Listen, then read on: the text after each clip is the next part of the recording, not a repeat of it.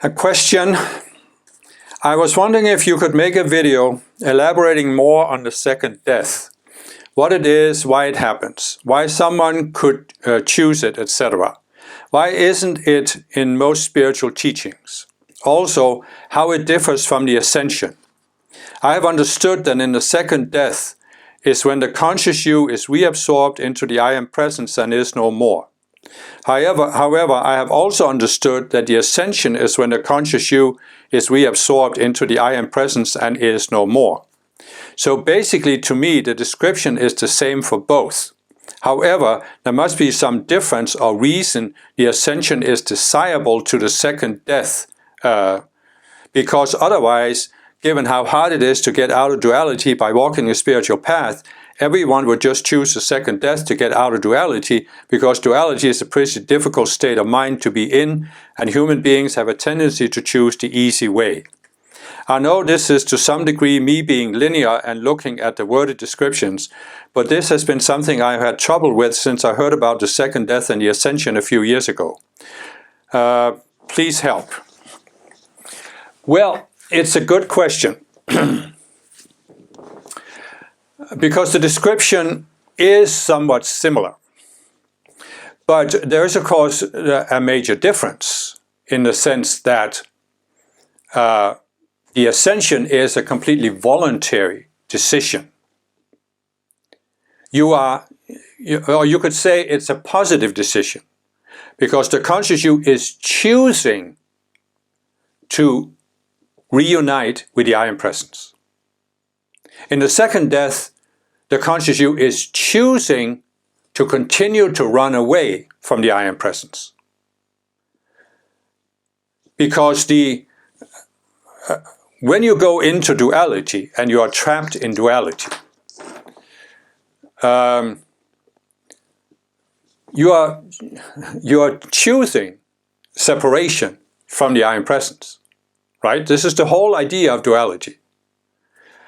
You are choosing to run away from the I Am Presence, from oneness with the I Am Presence. That's the consciousness of separation.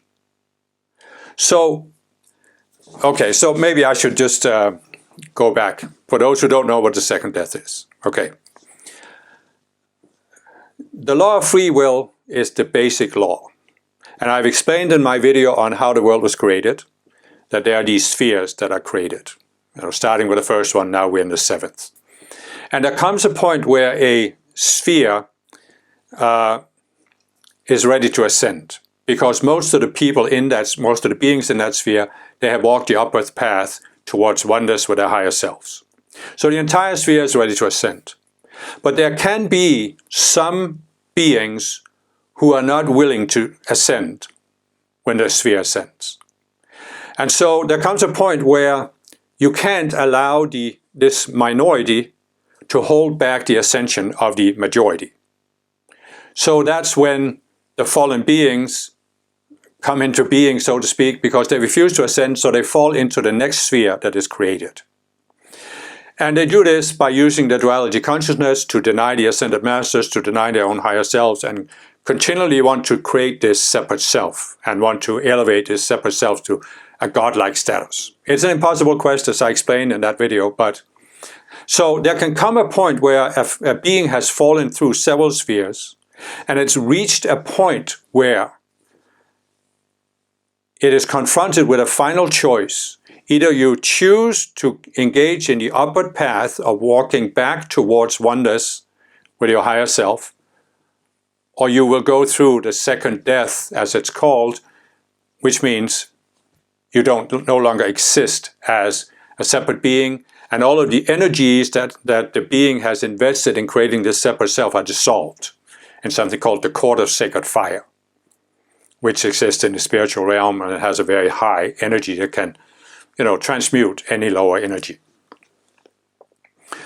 And so, what we really need to realize about this whole phenomenon is that the law of free will is allowed to work a certain way for a certain time. Everything in this world has a certain limit in time. So you have a being here who chooses to deny the path, deny the possibility of ascension, a unity with the higher self, deny the ascended masters, deny the spiritual side of life, basically. And it's allowed to do this.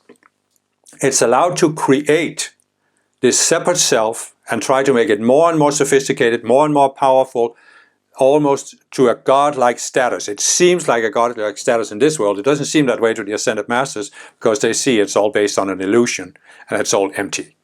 But to the being itself, it seems like it has reached a status, and it may pull a lot of other people into following it, like the fallen beings usually do. So there can come a point where the opportunity to do this has ended. And the being is then faced with the final choice. Again, it's the ascended masters that present the being with his choice.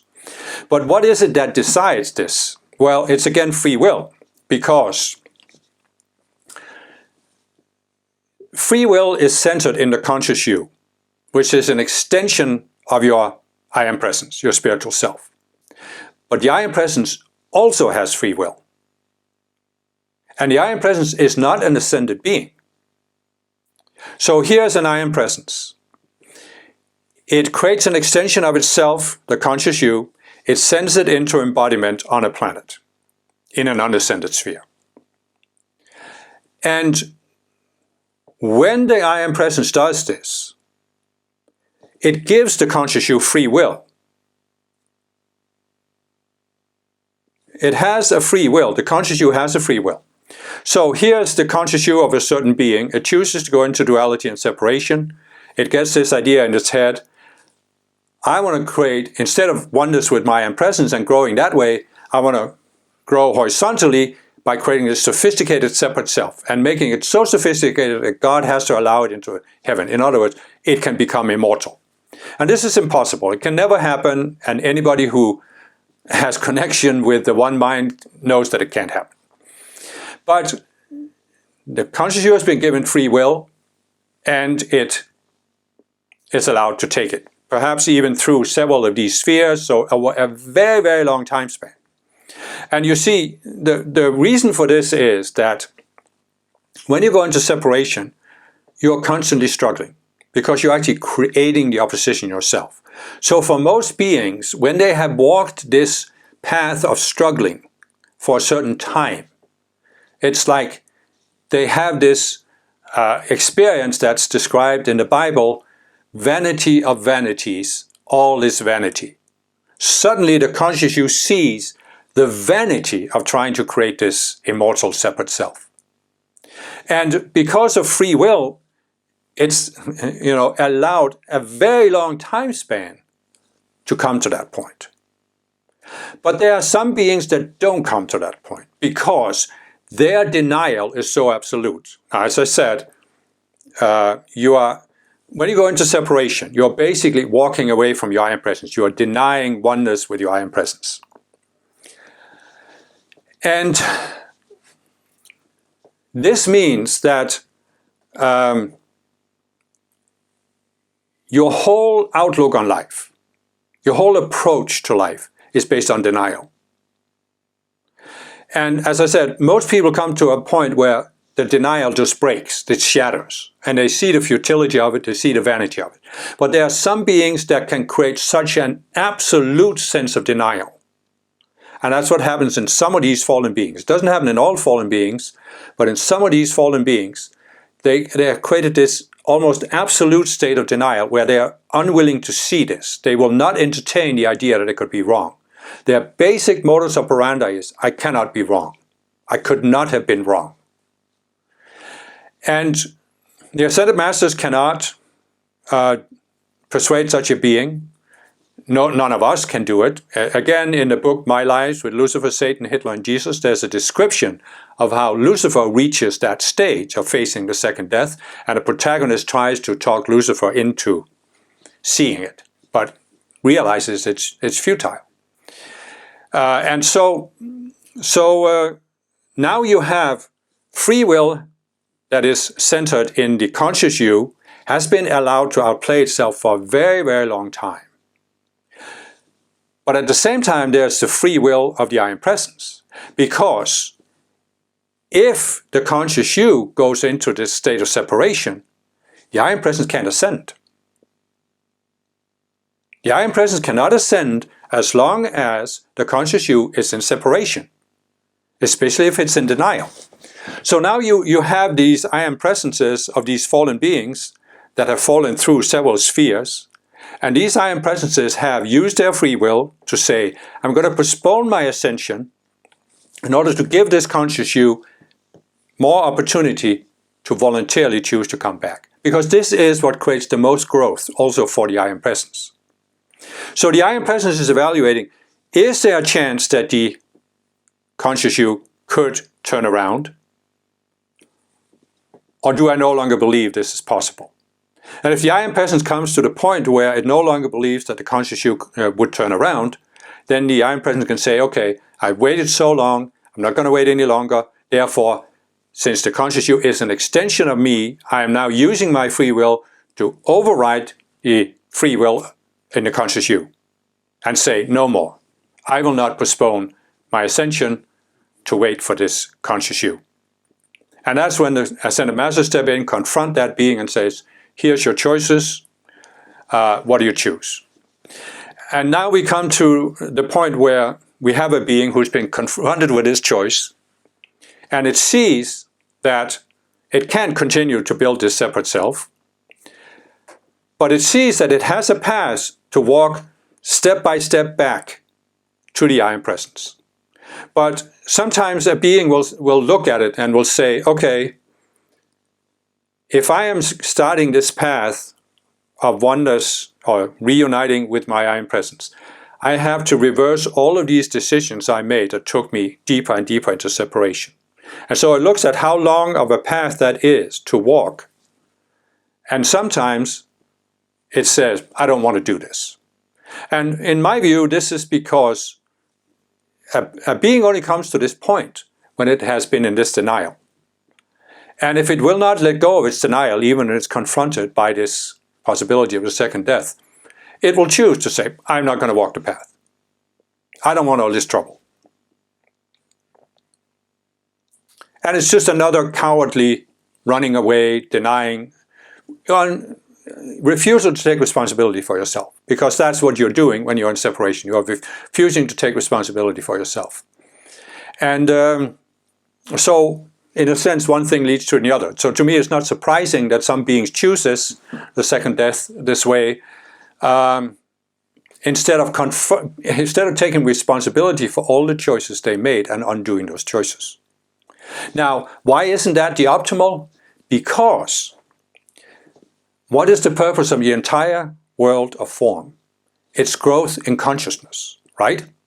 So, why is the I Am Presence of a being allowing the conscious you to go deeper and deeper into separation? Because even that can lead to a growth in consciousness. So the I Am Presence is evaluating, okay, but it's not such a disaster that the conscious you goes into separation, because I can grow from that. But how is the I Am Presence going to grow from it? Well, only when the conscious you turns around and starts making life decisions, life choices of undoing these illusions that caused it to go into separation. In other words, if that being, that fallen being, walks the path back to union, step by step, consciously undoing these decisions, this creates tremendous growth for the I Am Presence. But the I Am Presence cannot and will not force the being to do this, the conscious you to do this, and that's why the conscious you has that option to just say, okay, I'm choosing the second death. Snuff me out. I don't want to be confronted with all of my mistakes and undo all those choices. And so, back to the question, beings in duality, the question was saying, human beings have a tendency to choose the easy way. Yes, when you are in duality, you have a tendency to choose the easy way. Because what is the basis of the dualistic consciousness? It is that you think you're creating your own rules. And that's especially for the fallen beings. They think they are creating their own rules. This sophisticated self can define how the universe should work. And, you know, continuing to deny is always easier than admitting that you made some bad choices and being willing to undo those choices. So yes, when you're in duality, when you're in denial, it's always easier to continue the denial. And that's why people who haven't turned around, they will always choose the easy way. But those of us who have turned around and who have started the spiritual path, we don't choose the easy way. Because we realize that this leads to more growth, and that's what we decided we want. When you go into separation, you're saying, I don't want to grow. But when you turn around and start walking the spiritual path, you think, I do want to grow. And then you don't choose the easy path. I mean, I've been on the spiritual path now for almost 48 years, and I have met a lot of people who were as dedicated to spiritual growth as I have been. And none of these people chose the easy path. Everybody who's serious about spiritual growth, no matter what spiritual teaching they're in, they're not choosing the easy way out. Because they know growth is hard and it requires something, but we are willing to do it in order to grow. And, you know, it's just denial that makes people want the easy way out. And if you look at it from the mindset of separation, right? What is it you do in separation? You're always thinking in dualistic terms, so right and wrong, mistake or not mistake, right? So when you are in denial, you are denying that you are making mistakes, no matter what the consequences are. You know, you're denying that it's a mistake. So this is essentially what you're saying in separation. You're saying, I want to make choices and I don't want to be held accountable for my choices. I don't want to experience the consequences of my choices. And I do this by denying the consequences, that they are a result of my choices. I think they are just external forces. So, when you turn around and walk the spiritual path, you are saying, I do want to be accountable. I do want to take responsibility. But while you're still in duality, you're looking at this in terms of black and white, right and wrong. So if you are looking at the spiritual path, the upward path from duality, you are thinking, oh, it requires me to see all of the mistakes I made. And I can't bear to admit that I have made those mistakes because you have such a long history of denying that you made mistakes. And the being doesn't want to do it. You know. And to me, it's just a continuation of this denial, the cop-out, the not wanting to take responsibility. But when you do turn around and start the path and overcome this dualistic view, you're not thinking in terms of, oh, I made all these mistakes. Because now you're looking towards the goal, oneness with the I Am Presence, and you're seeing that by taking that step, overcoming that illusion, you are growing, the I Am Presence is growing.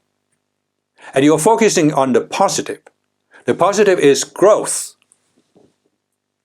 In duality, it's mistakes. When you look at the path, you think the path is overcoming, being confronted with all your mistakes. But when you switch, you just, yes, you still have to undo all of these decisions you made, but you see it as opportunities for growth because you realize that every time you see through an illusion, it was growth. And you also realize when you have this teaching, when you get this, when you really get the teaching about the conscious you, you realize I didn't make the mistake. It was a separate self that had this belief. And when I come to see this, I'm actually freeing myself from a limitation. You see the essential difference there. I mean, it may take a little bit of contemplation to grasp it, but it's like the conscious you is taking responsibility for itself. And it's saying, Yes, I have limited myself by making choices. I admit that. But I want to be free. And the only way to be free is to see the illusions and see that it was not actually me who had that illusion. It was a separate self. And the separate self was not me. I did create the separate self, but I didn't become it.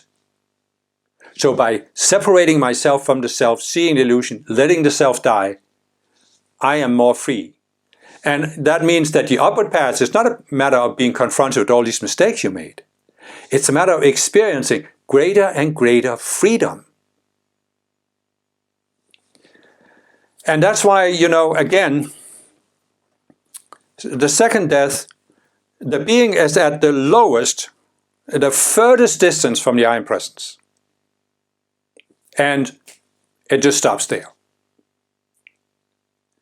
But the path of the Ascension is you come closer and closer to oneness with the I Am Presence, until you come to that point where you have overcome all of the illusions. And the logical step is that last reunification with the I Am Presence. And it's a conscious thing you're doing. You could say that in the second death, the conscious you ceases to exist and is reabsorbed into the presence. Yeah, that's true, but it's not conscious. Right? It stops being conscious. It's as if it had never existed. When you ascend, the conscious you makes a conscious decision. I am presence. And you can say that you are reabsorbed into the I Am Presence, but you don't actually disappear. You realize you are the presence. It's a difference, because you walk that path. And as you walk the path closer and closer to oneness, you become more and more conscious of what you really are, a spiritual being, an unlimited spiritual being. The fallen being down there in the duality consciousness and the separation thought it was a limited being, a separate being. But you are consciously walking closer and closer to, and it's really not a matter of being absorbed back in the I Am Presence. It's a matter of the conscious you accepting who it really is. I really am the presence. And this is where words kind of break down. You have to be careful not to be too literal with words, because you can't really put words on what happens in the Ascension. I don't think you can put words on it. You have to experience it. But you can get a sense, that it's not the disappearance or the oblivion of the conscious you. It's the ultimate awakening and awareness of the conscious you. So in a sense you could say the path is not about becoming something you are not. The path is about becoming aware of what you are and accepting that. I know that was a long answer. I hope it makes sense to someone.